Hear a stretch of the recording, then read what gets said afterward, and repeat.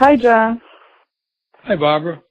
Thank you for joining me, as Barbara and Kestrel is fine. And we first met some years ago in Woodstock, and our meeting has always had a profound impact on me, as do you, in my life. Working with you as a healer really served to change my life and my perceptions. So I wanted to ask you out and have you speak a little bit about your journey becoming a healer. Okay. Well, when I was a child, we used to go up to my grandmother's house in the summer. And in the third grade, I was 10 years old. We were playing one summer, and I started getting sicker and sicker. And after 2 weeks, lapsed into a coma. And they rushed me to a hospital, and I stayed in a coma 2 days. And I realized I was dying, so they took me from upstate down to New York City to a bigger hospital. And the third night, they pronounced me dead. I had a near-death experience. And then on the fourth day, I woke back up. I was paralyzed from the neck down. They said permanent brain damage. And they prayed over me for a couple of days. My grandmother, after 2 days, I got up and walked. My grandmother held my hands and said, "You have this gift from God. You have to use this gift," which I didn't understand. And I went on with my life. Unbeknownst to me, things were happening. I would hear my godfather broke his leg. I would wake my mother up in the middle of the night. "Oh my God, my godfather broke his leg." She says, "No, Johnny, it's a nightmare." I said, "No, he broke his leg. Call him." It was like 2 a.m. They called. Sure enough, he had a car accident, broke his leg. I started seeing and feeling things a lot. Then I kind of let it go. I went to a normal grammar school, high school stuff. Always feeling this connection to God, though. That was always there. It was a strong connection to just everything, you know. And then when I went away to college, people started calling me, I'd say things, they go, "That's really weird." They called me the prophet. So all through college, I was known as prophet. I saw, I would see guys fighting with the girlfriends across campus. They'd come back to the room. I said, "You shouldn't talk to her like that." "So what are you talking about?" I'd tell them what he said, and they said, "Wow, that's really weird. How'd you know that? Of course, you weren't even there. You were 72 acres away." So I don't know. Sometimes I hear things and see things. And, wow. So did that frighten people? Oh, yeah. They thought, some people say, "Get away from him, and he reads your mind," which I cannot read your mind. But what happens is when something's supposed to be revealed to me, God reveals it. Or I hear it, whatever it is. And, another time I was in school and I was laying in my bed and I saw this guy run and jump off the balcony. I ran to the lobby, I ran upstairs and I caught him by his legs and went back to my reunion in 2007. That was in 1968 or 69. In 2007, I was at the reunion. He walked up to me and said, "Remember that balcony?" He had tears in his eyes. He says, "I wouldn't have a wife and kids if it wasn't for you." And I didn't even think at that time, at the time, it was just a kid in college. We were hanging out, and I saw something, I stopped him. No big deal at that time. Then I realized these things were happening a lot more. And I owned a dental lab, and I went into the dental field. First, I started doing pulmonary resuscitation. That wasn't where I wanted to go. Well, it wasn't that I didn't want to go. A friend got blown up in Vietnam, and I started taking care of him in my house. I go into St. Albans Naval Hospital to help him. And he was in rehab with hip casts, and he stayed in my home while he recovered. And after 9 months, they were able to let him bring him home for full-time. And he started studying dental technology, and he asked me, "Come into town, come into the city and see what I'm doing." And I fell in love with what he was doing.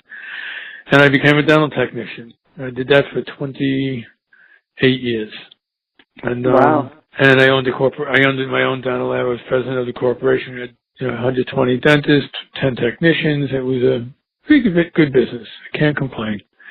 And I enjoyed it. I taught implantology to dentists. I did research. I did a lot of alternative stuff like research and development of biocompatible metals, stuff like that. And then I left. I was going through a divorce with my ex, and she wanted out, and I was kind of devastated. So I went into a therapy of hypnosis with stress management, and this teacher that was teaching me, I didn't realize I was getting certified. He said, if you're stressed out and you can't handle anymore, call this number. So I went and met this man who was teaching me the holographic mind theory through hypnosis. And every thought and action we do has an effect. I never saw the world from that way. I was living on 2 shots a week, steroid sprays every hour, antihistamines every 4 hours. I used adrenaline cortisone shots, had steroid inhalants. So I was inhaling every 15 minutes for like 22 years, and I was a mess. Wow. And then we were going through a divorce, and I started doing this work, and I realized, oh my God, we're responsible for what's happening to ourselves.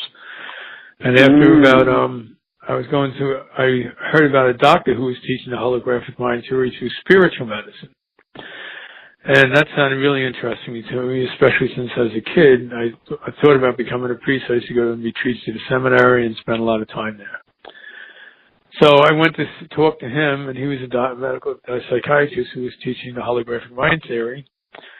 I went to a weekend workshop, and he talked about the dynamics of life, and he talked about how our thoughts affect us and what we need to do. And he talked about something called morphology, which I was fascinated by. And the next morning he was discussing things. We were doing guided imagery with him. And I had an experience of, I was doing a visualization. He was having us summon our angels. My guardian angel appeared to me full blown. I was an Irish Catholic. I grew up praying to my guardian angel. So this was like, you know, I'm now 43 years old. I was 19 when I stopped praying. And now here it was like a coming home.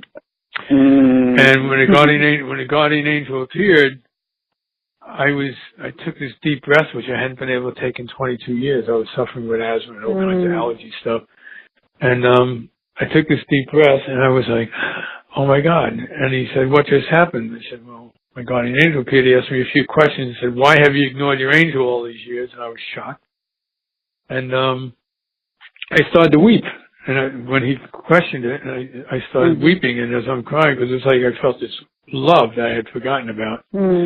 As I was weeping, I saw the dynamics of the people in the room. There was this one lady that said, why do I know what's wrong with these people? He said, what do you mean? I said, her stomach cancer came for never forgiving her mother. I said, you need to forgive your mother. She said, I can't. I said, then keep your cancer. And it came out of my mouth. I wouldn't normally talk about wow. And this started happening. And the next guy I saw, I said, your migraines, of course, you hate your brother. If you forgive me, you get rid of your migraines and let go of the anger. He said, I'll never forgive him. I said, then keep your migraines. And I was shocked at my own behavior because it's not how I am. And I turned to the teacher, what happened? He says, you've experienced enlightenment. I said, I don't understand. He says, you may not understand, but you know. And when I was 10 and I came out of the coma, my grandmother held my hands and said I had this gift. I said, I didn't understand. And she shook her hand at me, waving her finger, saying, you may not understand, but you know. So here it was 33 years later. The exact same words with the finger pointing at me. I went into this weeping place a second time, and something just happened. I stayed the weekend with this transformational weekend, and when I came home on Sunday, I realized I'm not going to be doing this much longer. And I walked into work on Monday morning, told my partner, I don't know what's going on, but my life is changing, and I don't know where I'm going or what's going to happen with it. I started doing other work, healing work. All of a sudden I could see things, and people started coming to me for stress management and counseling, and then I started putting my hands around people and realized that they were healing from pain and different things. And as that went on, I committed my life to healing.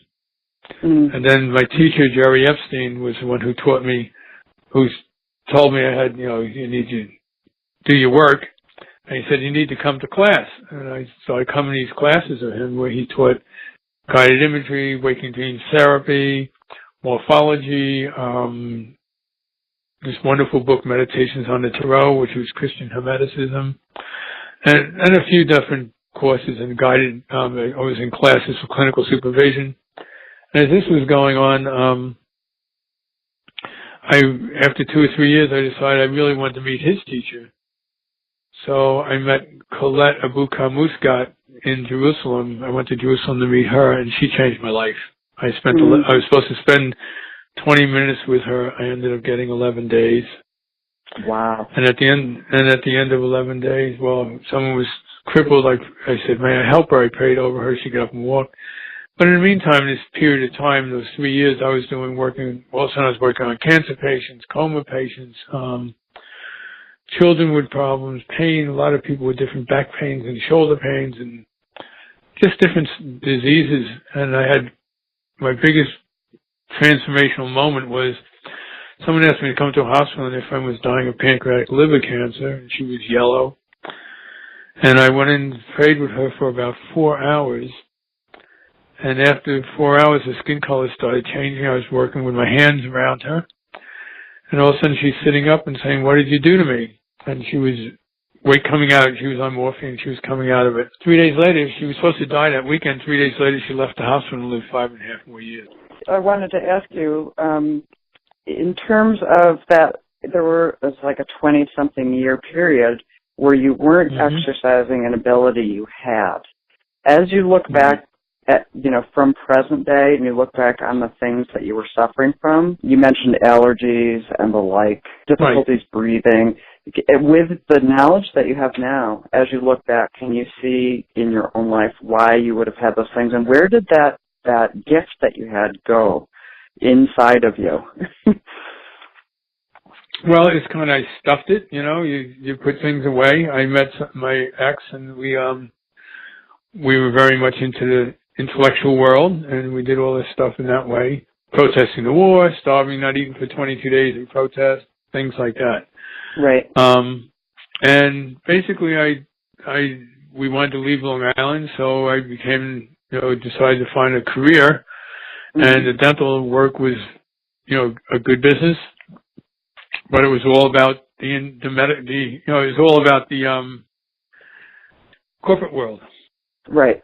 So those are I pushed that stuff away, and by pushing it away, I believe it had something to do with the suffocation, because I wasn't doing my true work. I was doing, and I felt suffocated in the relationship, and it's not the other person; it's ourselves. Sure. In that position. So I had to learn a lot about that. I think I had to get sick and go through all that process to appreciate and see what could happen. Like when that transformational moment happened with Jerry Epstein, I saw how illness can be changed instantaneously. And I've seen that happen with people I've worked with who were ill and got better, like in hours, getting up and walking out of a wheelchair with MS and different things. I just worked with a heart patient who had a major heart attack, and they rushed him to the hospital. He's totally blocked, and they said they expected him to have a lot of heart damage. And the wife called me. I worked on him remotely all the way to the hospital. They worked on him. They put stents in him, opened his heart up, got things going again. And when they went back to check him out, a week later, the doctor said, I don't understand what's happened here. There's no sign you've ever had a heart attack. This is like a miracle. Wow. And I have that on a recording that the guy actually called me and said, John, it's a miracle. Thank you, and thank God. I think I had to go through that man world and that process. I experienced, construction. I experienced running a corporation. I did spec houses on the side as a trade. And I learned many different things. So when people came to me, I could relate to them. I could understand. Right. If I had just gone from the healing stuff, I don't think I would have had the understanding of what people are going through. I worked in a gas station for a while, going through college. I did many things to, learn about the world. Right. So, and other people's experiences.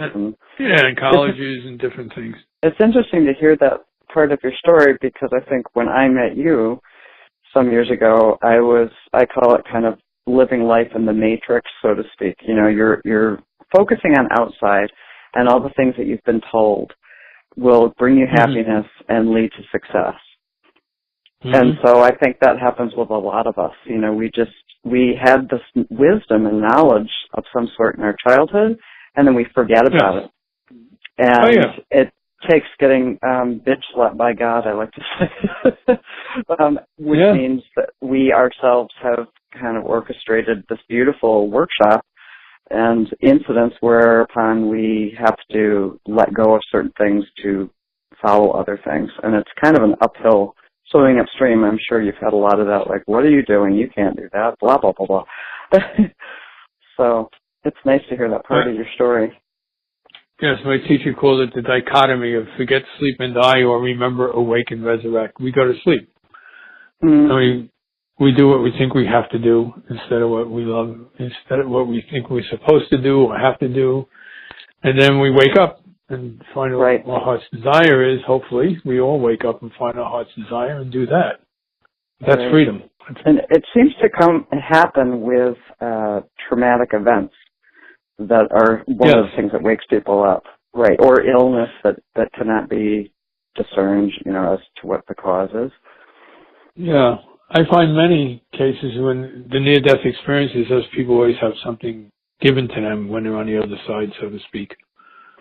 So do you think that there are many more people who have an ability to heal, whether it be themselves or others? I always hear Jesus' quote, even the least, after he did healing, he said, even the least of you can do what I have done and more. So that's an interesting quote. Well, I don't know about easy, but you didn't consciously pick having that, yeah. And so you had your own trials. It was given to me. I didn't have to work at it. Gotcha. Yes, you didn't have to go seek it. It just popped there, right?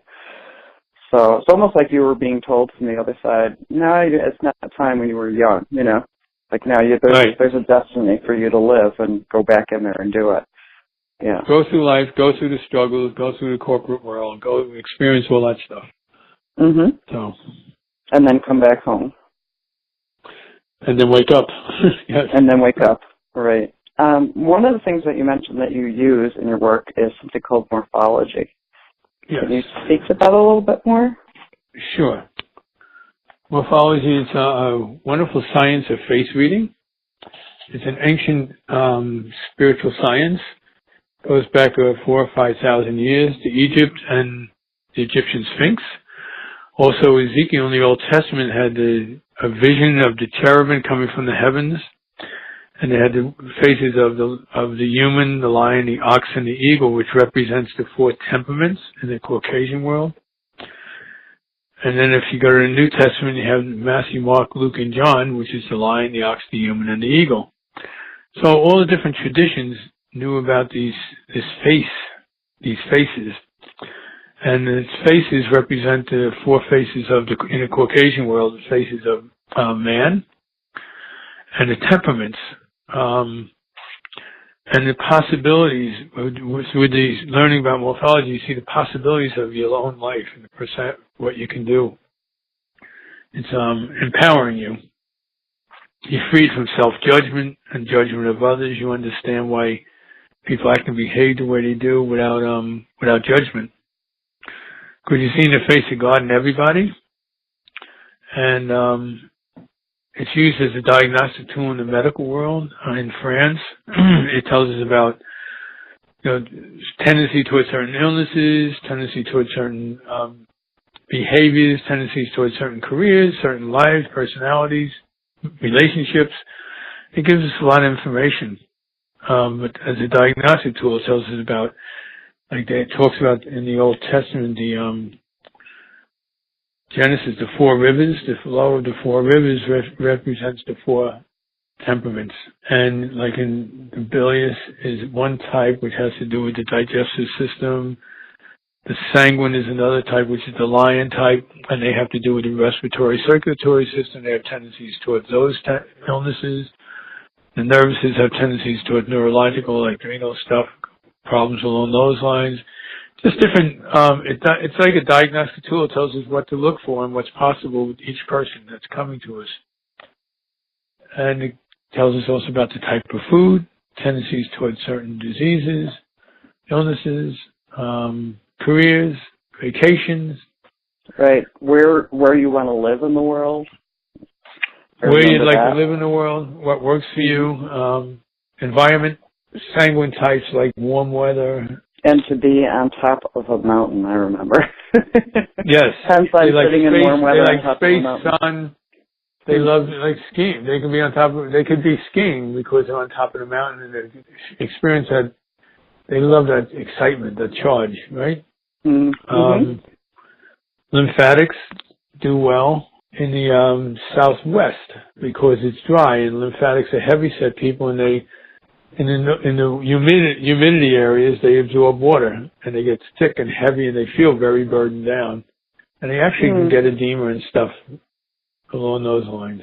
Bilious types is the strong-willed types are usually natural bosses. They run the show.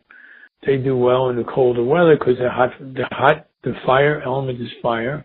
We have 4 elements: air, earth, fire, and water. The sanguine is air. The nervous is earth. The bilious is fire, and the lymphatic is water. It's about the water.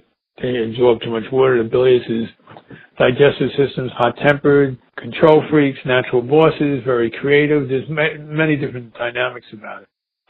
And if we don't judge it as good or bad, it just is. And the accepting of that isness is the real freedom. I remember one of the examples you had given me was about, it might have been the lymphatic type temperament, but there was one of them that part of how they intake knowledge is through their bodies, and so that some of them might be heavier set, but for those people to go and diet and try to fit themselves into this Barbie doll image of a body would be the wrong thing for them to do.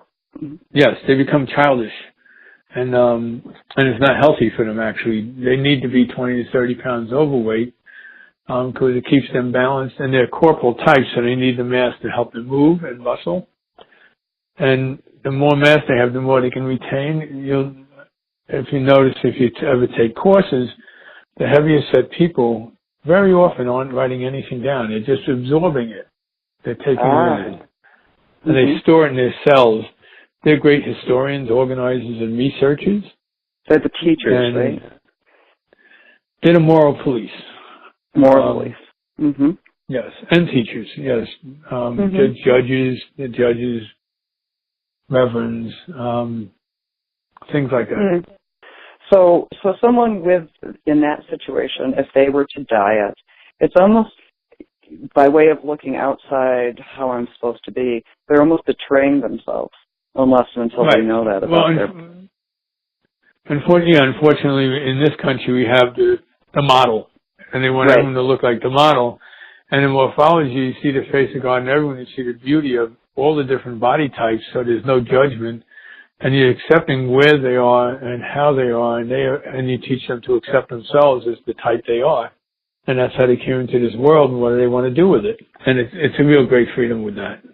That's wonderful. So then in terms of disease and illness, so would you assert, or is it your experience, belief that people with an illness, when you hear about that illness, whether it's like rheumatoid arthritis is one of the things I remember you talked about, or colon cancer, things like that, that each illness is in some way related to a soul disharmony at that level?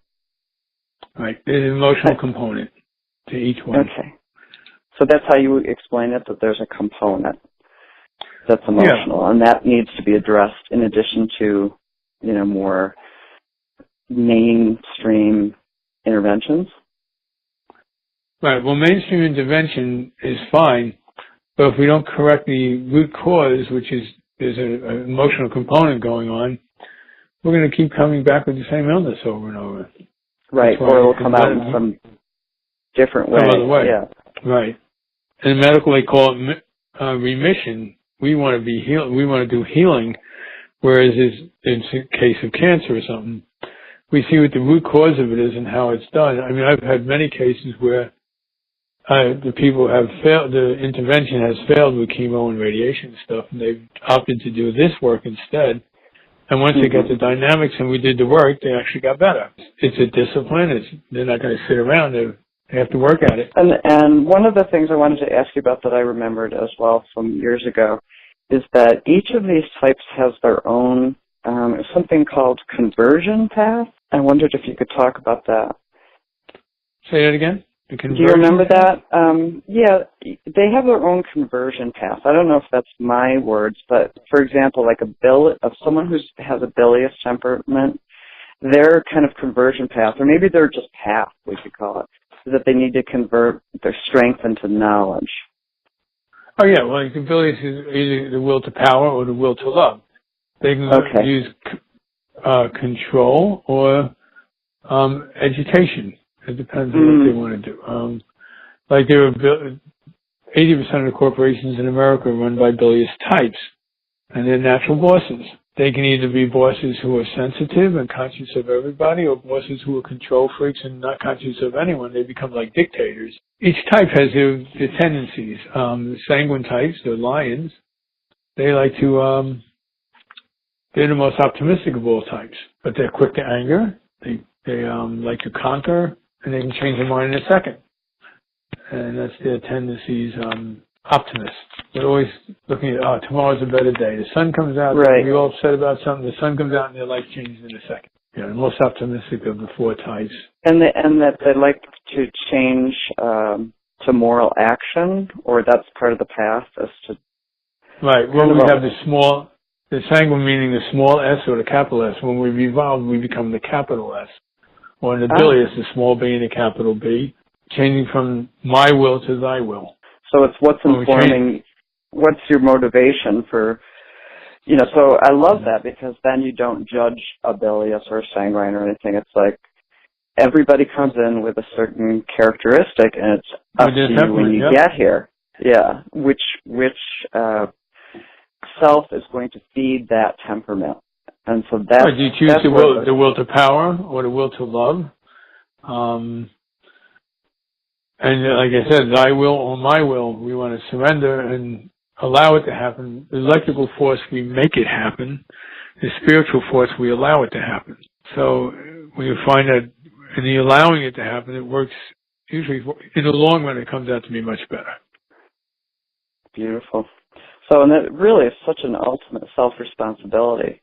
So it's kind of like, unless people know this stuff, it may come to them other ways, but the beautiful message of this is that you were born the way you were born, and you came in with idiosyncrasies and skills and tendencies, yet your free will gives you the option to choose which path to take with what you're given. So in the end, we're all self-responsible. I guess the trick is that before people hear the message that they're self-responsible.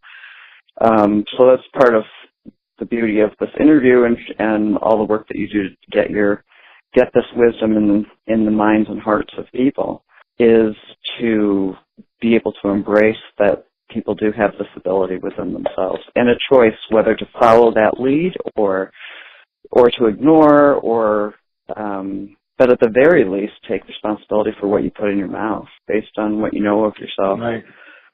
Right, because you learn about your diet, the foods that work for you, the foods that don't work for you. You learn about, your supplements and different things along these lines. And like I said, what kind of careers, what kind of jobs to do. Yeah, it's a wonderful, you see the face of God in everyone. You learn to stop the self-judgment, the self-criticism, and you stop the judgment of others because you understand. As you study morphology, you see the world from a whole different view, and it just becomes beautiful. Everything, the judgments that used to be there are gone if we choose to evolve. Right. Yes, absolutely. So it does come down to the choice. You can be given the information, but we have to practice it. But I do remember that, having that experience which you just described, which is just an easing of self-judgment. And we can't ease our judgment towards others until we're less hard on ourselves. And it does make life, you're more responsible, but you are free. You're lighter, because you know your origins a little bit. And yes, that in itself is huge. That small shift in how you hold yourself and carry yourself in the world has profound effects. And you actually can see changes in the face. The profile is how we come in, and that has 90% of what it is like is how we come into the world. But the front face is our mask or our personality that we bring with us. And that changes every 7 years. And it's also changing with our behaviors. I've had people where they look totally different in 6 hours or 3 hours. after doing some guided imagery and different work of transformational work of changing their lives, and you'll see people they'll come out of the room and say, oh my God, they look so different because the muscles are shifting already. Mm. And so do you usually see that with people that, if you look at pictures of them when they were younger, so how you do this is to look at two face shots of a person. So you're looking at the profile on the left side, I think I remember, right. And then you look at the front face, and based on various things with respect to how, where the nose is, with respect to the hairline, et cetera, and how the chin looks, does it have a cleft, does it not, all those kinds of... Skin color, right? Yeah, skin color. That gives you a read on what the person both came in with and then what the person developed in this life, correct? Yes. Like the nose, it will give us the whole face. It will give people, some morphologists just read the nose. That tells us everything about the person. Some will read the ear, some read the whole face. So it's kind of like the nose is, it's like a fractal of the whole face. Right, every part's equal to the whole. But I like the whole face because you can see it gives you the moment, like what's happening right this minute. And you can see that change sometimes with guided imagery, or different things, depending on what people are doing. They'll have an experience and you'll see the face change. The muscles shift, everything changes. I usually take pictures of people before they start the session. And 3 hours later, I'll have them look in the mirror, and a lot of times the face will look different. Well, I think, after we hadn't seen each other for some years, then you looked at me, you said, oh, you're becoming more bilious or something.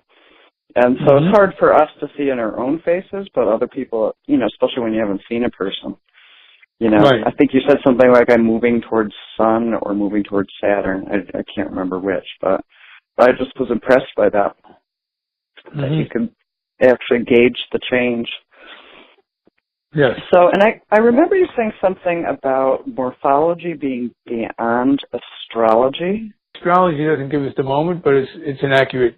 I had a fellow who's a good astrologer. He's pretty known for his astrology readings and all. And he came to take the class, and he asked me to read him in depth, and I read his face in depth to him. And when we got all done, he read his astrological chart to the people in the class, and it was it was uncanny how close they were. With any of the ologies, iridology, morphology, iridology, the ologies all have a component that shows us something about the person. Right, so it's kind of like the person's in the middle of the room, and each of the ologies is like looking in a window. That's the same thing, looking from a little bit different vantage point. How do people end up coming to you and finding you? Mostly word of mouth. Right now, mostly word of mouth, people hearing about me. I do have a website, but I haven't done a lot of advertising. Yeah, it's mostly people who have had experiences themselves or heard about somebody who had an experience, and it's referrals that way. And if you have a rare occasion that you're not busy, it's a pretty rare occasion that's easily corrected within a week, it sounds like. I've been busy since I started this work, but there are times it gets slow, but I've never been real slow. When I say slow, I'll be working from 8 in the morning till 7 or 8 at night instead of 8 in the morning till 10 at night. Right, because you're bilious. Yeah, my body type, we can do, but now I'm 66, so I want to start slowing down a little. When you think about slowing down, do you ever think about training someone to do what you do in a way so that when, you leave or your energy transmutes, let's say, to another dimension, that there's somebody still in the 3D here that has this knowledge? Well, certain people I meet, I know they have the gift, and I'll start telling them if they want to. I do teach some people. I look at the hands. Certain people I can just tell.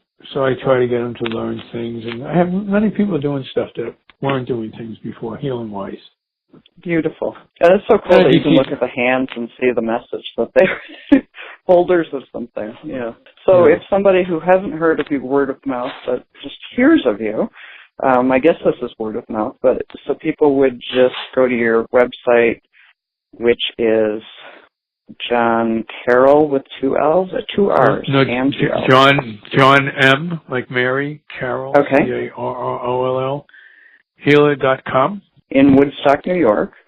And with that information, they could find you and learn more about Right, all the it. information is on the website. There's testimonials about people who have had massive heart attacks where we brought them back, people who were in comas, who were brain dead that we've been able to work with, children who have had all kinds of weird stuff that we've been able to, where they were basically given up on, we've been able to help them.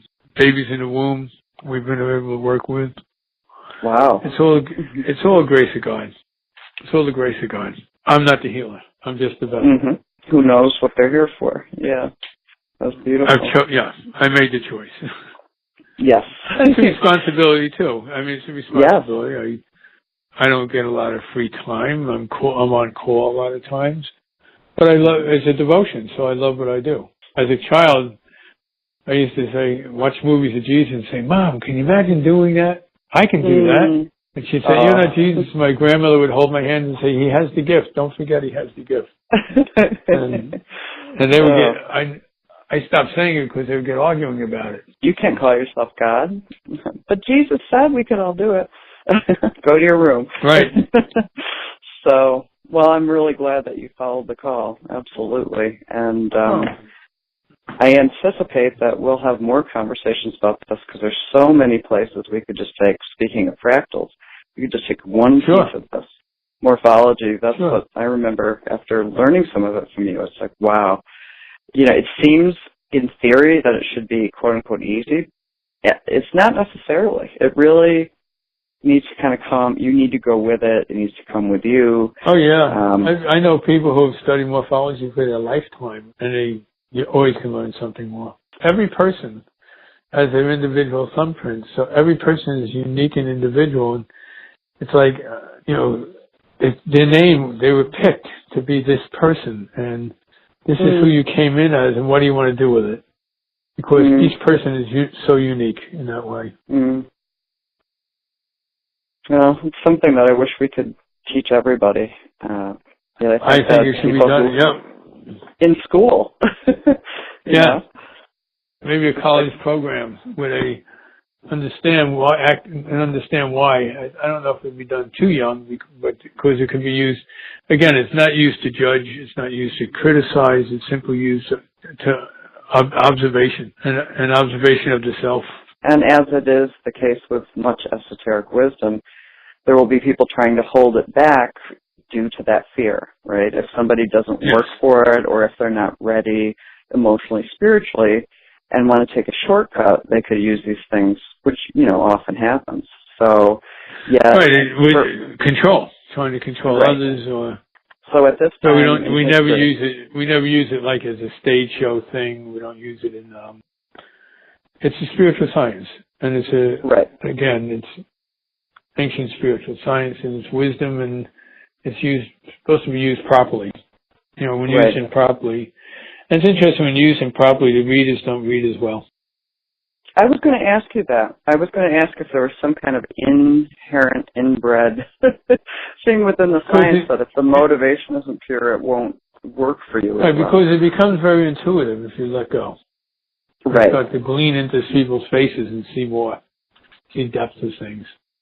Right. You're acting as a vessel versus, oh, I'm God now. No, I'm just real connected. Yeah.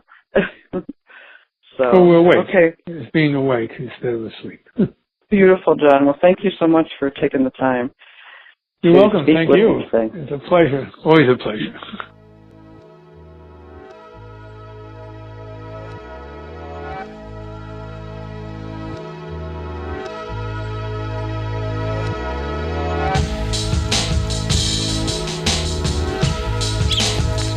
I give you this for your consideration. The most important factor in any metaphysical exercise is the release of belief systems, boundaries, and fears. All limitations are self-imposed. All limitations are self-imposed.